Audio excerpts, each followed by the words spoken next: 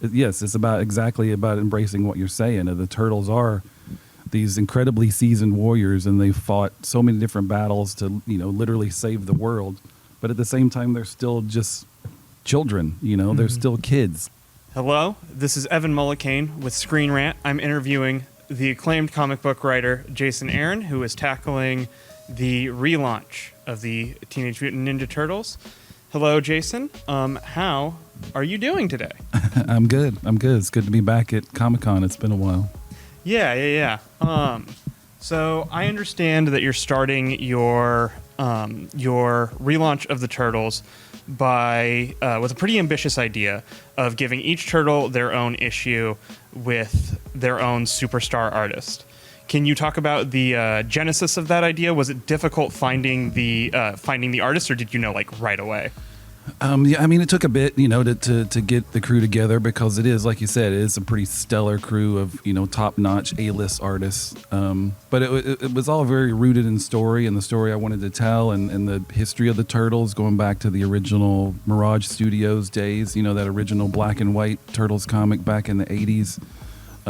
Pretty quickly in the run of that book, they did issues that focused on each one of the Turtles and highlighting their personality and how they're different. So I knew I wanted my story to start that way, and this book, it's a relaunch, it's a jumping on point, but it's not a reboot of the Turtles. It's carrying on the same continuity of the last 150 issues of the IDW book. But this is a fresh jumping on point, and when the book starts, something's happened kind of in between the previous volume and this one, and the Turtles have split up and gone their separate ways, and so we focus in on each one of the guys and kind of what they're up to and the weird situation they each find themselves in before we, bring them back together. Mm-hmm. So with this being a relaunch rather than a reboot, was there ever any talk of wiping the slate clean, or was it always from the get-go going to be a relaunch? Yeah, it was always going to be a relaunch. There was never any sense of we need to completely restart the continuity. It's like if it's not broke, don't fix it kind of thing. And that the IDW series has been really amazing for 150 issues, and people have loved the amount of new characters and old characters that have been pumped into the Turtles universe, and it's just expanded and expanded, and so we didn't want to move away from that. I mean, this book that I'm doing very much focuses in on just the four brothers, like kind of goes back to again, everything I'm doing kind of harkens back to that original Mirage Studios book and that core cast of characters, and so it focuses in on them. But the IDW publishing line as a whole will still give fans a lot of different kinds of stories set in the Turtles universe and explore a lot of the different characters around the four brothers. Right. With returning to that kind of grittier tone that was found a lot in a lot of the earlier Turtles media, do you have a sort of a Mount Rushmore, so to speak, of Turtles stories or storylines that you revere and that you were kind of looking towards for inspiration? Yeah, for sure. I mean, I think that kind of whole original Mirage Studios run is very much my blueprint for tone and action and look and feel and everything. That book to me kind of leaped off the shelves at the time, and it felt very raw and punk rock and gritty, and it felt like you'd get kind of dirt under your fingernails just from picking it up and reading it. So very much wanted this book to feel the same. In terms of particular stories, this new volume is called Return to New York, which if you're a longtime Turtles fan, you recognize that title. That was a big storyline from the original series, and this book is not a direct play on that. It's not the same kind of story, but it's very much about, a return to New York, and they kind of return to the roots, return to that original grittiness. And then at the same time, we're doing something, I'm not just trying to pick the bones of Eastman and Laird and the great stories from the past. You're trying to take inspiration from that, but do something different, do something we haven't seen before. So it's also a reevaluation of where the Turtles are at this point in their lives, where New York is at. New York City is obviously a very different place now than it was in the mid '80s when the Turtles first came along. So yeah, that title kind of represents a lot of different things, I think, for the book and for the Turtles. What you said about balancing out the old with the new, I think a lot of comic creators have to kind of ask themselves that questions when they're tackling these properties that, you know, have mountains and mountains of history. What do you think sets your turtles apart? What's the fresh element that you were really excited to bring to the turtles lore? Or, you know, yeah, world? I mean, to me, I mean, what you're saying is a little bit like that's what I do for a living, right? That's what I do Yeah. every week. That's what that's kind of always the job for the last 15 years, whether I'm working on Thor or the X-Men or whoever. You're talking about characters that have been in continuous publication for a long time, and so many great revered stories of the past, and you get to kind of stand on the shoulders of all those giants who have come before you in terms of the great creators. But again, it's not just about like reminding, doing the Chris Farley show version where it's like, remember that story that we all loved? It's like, take that and do something new with it. Bring something of yourself to it. Bring something that resonates with you. So I think that's again completely what I'm trying to do with Turtles, and that I'm a fan of the book, and to me my fandom is kind of all rooted in the comics more than the cartoon or the movies or anything that came after. It kind of goes back to that original book. So it's how do I take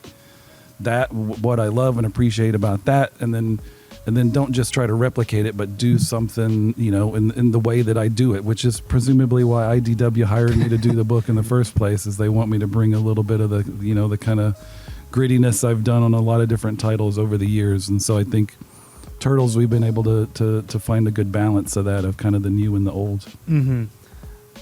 The Turtles are such a personal kind of superhero team.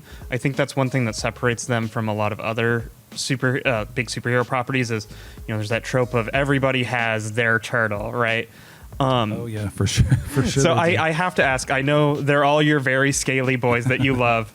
Who do you relate to most among the turtles, though? I mean, I can't answer that question. Everybody asks me that. I got asked that 20 times yesterday. Sure. The book came out yesterday, so we were doing the first signing last night. And everybody wants to know who my favorite turtle is, and I'm not going to tell you. But I mean, you shouldn't want me to have a favorite, right? Like, again, these first 4 issues are all focusing on each one of the brothers. I said, look, you can take it as a challenge. You read all 4 of those, and maybe you can try to guess for yourself who you think my favorite is. But hopefully nobody's able to figure it out, and that I'm handling them all equally and giving them each, unique challenges that sort of speak to who they are and what sets them apart from their brothers. Mm-hmm. So obviously, with any Turtles book, that is the challenge, right? It's giving each of the 4 brothers kind of their own arc, their own storyline. But the Turtles also has such an extensive supporting cast. I mean, it's really difficult to imagine the Turtles without April O'Neil or Casey Jones. Is there ever any difficulty in finding places for that supporting cast, or does it all just kind of come naturally? I mean, again, with this, this book, kind of my mandate from the get-go was very much to make it accessible, new reader friendly, and just focus in on the brothers to a huge extent. So these first 4 issues, we don't really see anyone other than the 4 main brothers, and of course, a lot of ninjas for them to punch in the face. But as things move forward, issue 5 sort of focuses on the new villain that we're introducing for the book, and then we'll also start to bring in some of those supporting characters, like you say. And yeah, Casey and April, again, kind of the first 2 supporting characters from the book and that original cast. We will definitely see both of them at some point. But again, like with what I'm trying to do with this series, it's about taking these characters that we know and that we love, and also putting them in situations that we haven't seen them in before, and that's what I'm trying to do with the Turtles. That'll also be the same when those supporting characters start to show up. Right.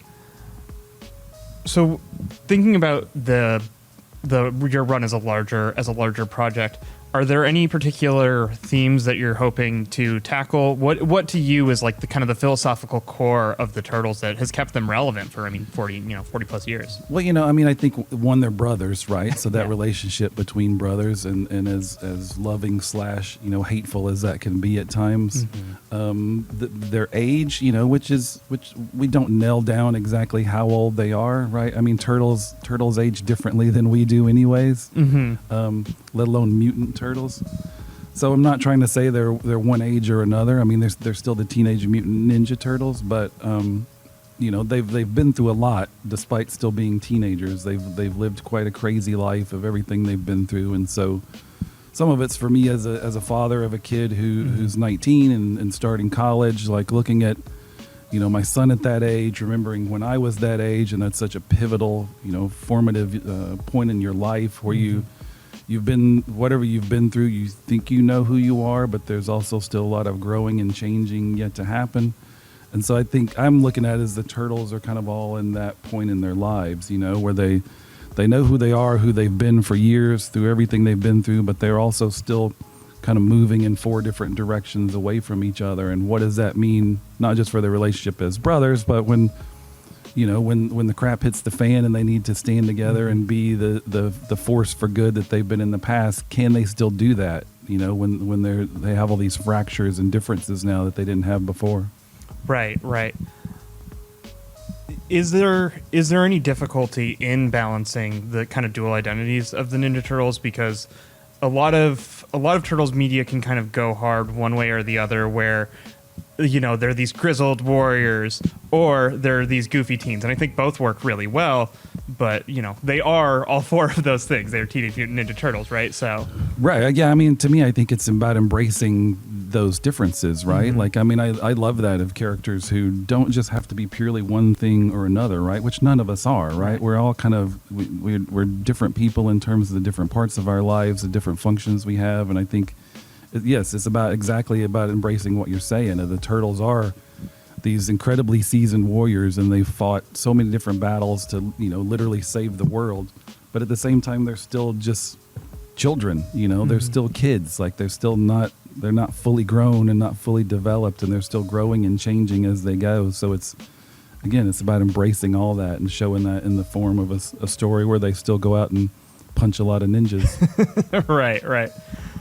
So you started your run with an issue focused on Raphael, and I think that's a really interesting choice. A lot of Turtles media, at least from what I've experienced, tends to focus either in on Leonardo or Mikey as kind of the entry point characters for various reasons. Can you talk a bit about why you ordered those first 4 issues in the way that you did? Was it purely like plot, or? No, I mean, I think it was about kind of setting the tone for the series. I knew I wanted to send Raphael to prison, which I thought kind of, again, would be a nice the palate cleanser of this is what this book is going to be like, and very much lean into the kind of the old school Frank Miller grittiness of it. And that that was kind of always intended to be issue 1. Then we did a preview story in a alpha issue, which was a Donatello story with art by Chris Burnham, which was very much like, this is kind of the original tone setter. That was the first story that I actually wrote. But yeah, the Raphael part is gets the ball rolling plot wise, but really it's about sort of nailing, from a character standpoint, tone standpoint, this is what this entire series is going to be like. Definitely. And from everything I've heard, you have more than succeeded. I am really looking forward to your run and take on the Turtles. It was fantastic speaking with you. Thank you so much. Cheers. Thanks for having me.